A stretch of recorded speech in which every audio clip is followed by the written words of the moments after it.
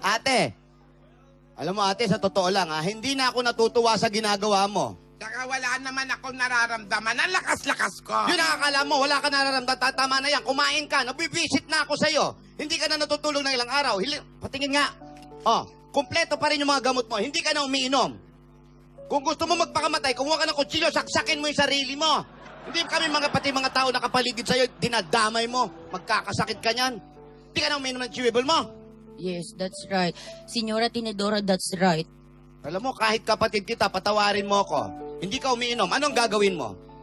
Paano magiging masaya yung apo mo kung ganyan ka? Naku ate, tumigil ka na ha. Yes, the Rogelio told me. Ayan ka na naman, kalabit ka ng kalabit. Saan napupunta yung kamay mo?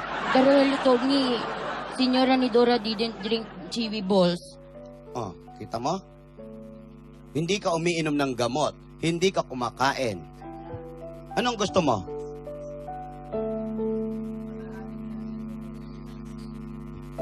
Pag nakikita ko tong chewy balls, lalo kong namimiss si Divina. Siya lang naman ang nagpapainom sa akin ito. Lahat na lang nang makikita mo, naalala mo si Divina.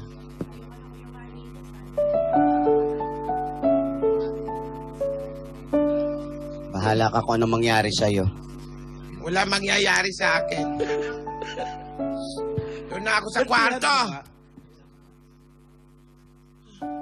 Ate! Ate! Ate! Ate! Senyora! Senyora! Sabi na nga ba? Ayan, Huwag ka sandali. Please, mabibigla. oy, please yan. Huwag kayong gumalaw. Tama ka, hindi ka mabigla dapat. Divina, huwag ka mabibigla. Ayan na. Nanalo ka ng 500,000. Mula kay? Attorney Noel Lim. Gingging. Nangyari dyan. Opo, patay. Kaya ka? Agad? Ito pa lang? Hindi naman siguro. Baka Aray ko! Buhay, nangangagat pa. Opo, Matawa oh. kasi nga kinagat ako. sa gutom siguro. Baka napagaman ng crispy pata. Opo, bossing. Sobre na po ang nangyayari kay Lola ni Dora. Hindi na siya kumakain. Hindi na siya natutulog.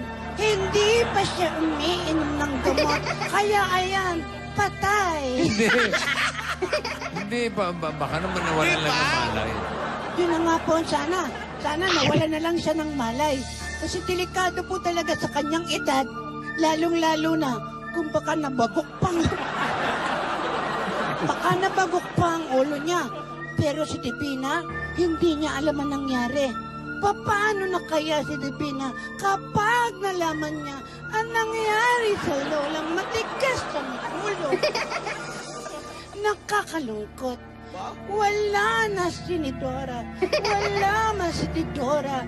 Si Tidora na lang ang nag-iisa. Nag-iisang heredera. Buti na lang nagtagumpay ako. Nagagawan pa na lahat. Ako ang magmamana ng aming kapangyarihan. Pero mga kaibigan, nakakalungkot po ang nangyari. Sana po walang masama nangyari kay Nidora, kay Lola. Nakakalungkot talaga. Paano natin ibabalita ito kay Divina? Mas masaya ko ang magbabalita sa kanya ang Nescafe 3-in-1 Original Green Pack. Galing ng pasok ha. Opo, mga kaibigan, napakalungkot po. Ang mga Rogelio, nangangawit na rin sila. Kasi naman, hindi pa tinatawag, pumasok na. Unti-unti na pong nalalagas ang buhok ni ate. Kung mapapansin nyo, ay...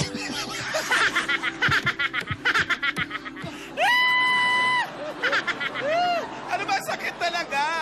malamang po, nagpapakimo na siya. Pero abangan po natin abangan po natin lahat yan. Dito po sa Kalisere, ito po si Aging Ging para sa Kalitipot. Maraming salamat, Gengging. Sana naman wala nangyari.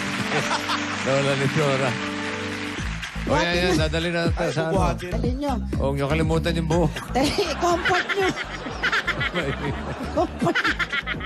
Maiwan. Si ate, comfort niya.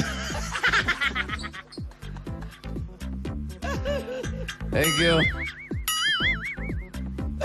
Ano na? Taniging, oh. Maraming salamat. Kumpay ka, Ging!